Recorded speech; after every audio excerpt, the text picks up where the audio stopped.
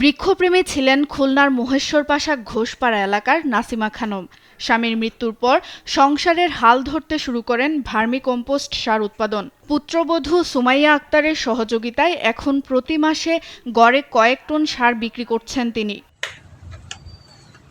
জমিতে রাসায়নিক সারের বদলে ব্যবহার করছেন জৈব সার।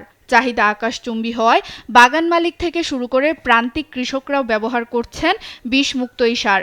আমার ঘরে আগে রাসায়নিক সার ব্যবহার করতাম, এখন জৈব সার ব্যবহার করে ফলন ভালো পাচ্ছি। আমাদের এই সারটা প্রতি মাসে আর না হলেও টনকে টন আমরা মানুষকে দিতে পারতেছি। আমাদের সারের চাহিদা বেশি, কারণ আমাদের সারের গুণগত মান অনেক ভালো। বিভিন্ন গ্রাম থেকে কাঁচা গোবর সংগ্রহ করে প্রক্রিয়াজাতকরণের মাধ্যমে এই সার তৈরি করা হয়। ছাদ বাগান মালিক, ডিলার এবং কৃষি অফিসের মাধ্যমে অনেকেই সংগ্রহ করছেন তার তৈরি সার। জৈব সার তৈরি করার পরে প্রথমে আমি শুরু করে আমি নিজের গাছপালা লাগাই, তারপরে আস্তে আস্তে হচ্ছে আপনার আমি এখন ঘরোয়াভাবে করতে করতে এখন বাণিজ্যিকভাবে শুরু করে এখন আল্লাহর রহমতে অনেকটাই ভালো।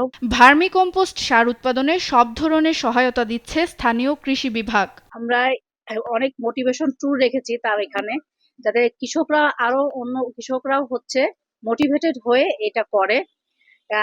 এই সারের চাহিদা প্রচুর। নাসিমা খানমের এই সফলতা দেখে ভার্মি কম্পোস্ট উৎপাদনে আগ্রহী হচ্ছেন এলাকার অনেকেই।